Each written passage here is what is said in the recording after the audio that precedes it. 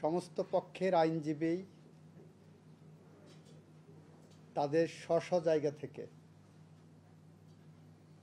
যুক্তিতর্ক উপস্থাপন করেছেন এবং সবার যুক্তিতর্কের উপসংহার হলো তত্ত্বাবধায়ক সরকার ফেরা উচিত, তত্ত্বাবধায়ক সরকার গণতন্ত্রের জন্য সহায়ক, তত্ত্বাবধায়ক সরকার ব্যবস্থা সংবিধানের মৌল ভিত্তি, যে সেই ভিত্তির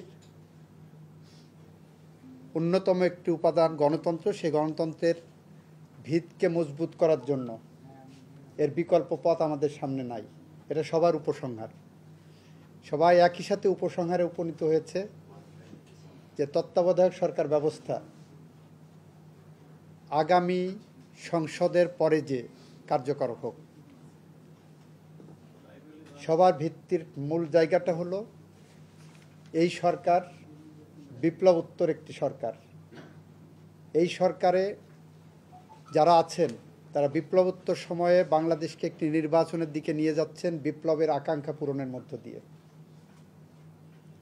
বিপ্লবীরা যে আকাঙ্ক্ষা করেছিলেন, বিপ্লবীরা যে কারণে রক্ত দিয়েছেন, জীবন দিয়েছেন, তাদের আকাঙ্ক্ষাকে ধারণ করে এই সরকার সংস্কারের মধ্য দিয়ে বাংলাদেশকে একটি গণতান্ত্রিক বাংলাদেশের মহাসড়কে নিয়ে যাওয়ার জন্য যে নিরন্তর সংগ্রাম এবং নিরলস পরিশ্রম করে যাচ্ছেন, এখানে হাত দেওয়ার কোনো প্রয়োজন নাই।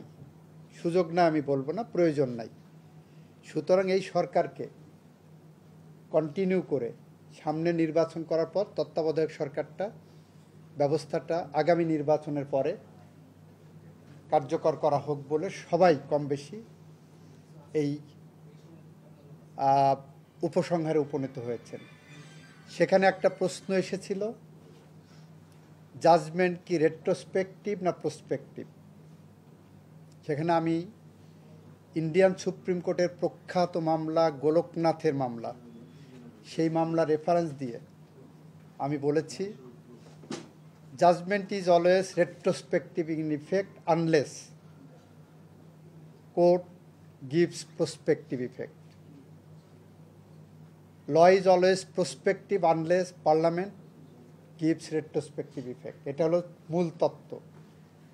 তো সেই ক্ষেত্রে মাহমুদুল ইসলাম সাহেব তার সাংবিধানিক আইনের যে বই লিখেছেন সেখানে সুস্পষ্টভাবে বলেছেন কোন কোন ক্ষেত্রে জাজমেন্টকে সুপ্রিম কোর্ট প্রসপেকটিভ ইফেক্ট দিতে পারেন বা কোর্ট প্রসপেকটিভ ইফেক্ট দিতে পারেন। সেই জায়গাটা খুব অ্যানালজি দেওয়া আছে, যে সার্কামস্টেন্সের সাথে বর্তমান সময়ে অন্তর্বর্তীকালীন সরকার না তত্ত্বাবধায়ক সরকার, সেই দ্বন্দ্ব নিরসন এবং পরিহার করার জন্য ক্লিয়ার গাইডলাইন ওখানে দেওয়া আছে গোলকনাথ মামলার রায়ের আলোকে, যে তত্ত্বাবধায়ক সরকার ব্যবস্থা প্রসপেকটিভ হবে এবং প্রসপেকটিভ হলে সেটা আগামী নির্বাচনের থেকে কার্যকর হতে পারে।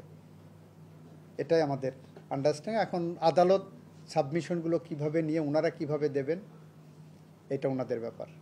রাষ্ট্রপক্ষের আইনজীবী হিসাবে আমি যেটা সাবমিশন দিয়েছি, যে কথাগুলো এতক্ষণ বললাম, আমি আশা করি আমার সাবমিশনটা সুপ্রিম কোর্ট গ্রহণ করবেন। আমার সাথে অন্য যারা সমস্বরে একই উপসংহারে তাদের যুক্তিতর্ক শেষ করেছেন, রাষ্ট্রপক্ষের আশঙ্কা সব যুক্তিতর্ককে ধারণ করে নিয়েই আপিল বিভাগ তাদের রায় দেবেন।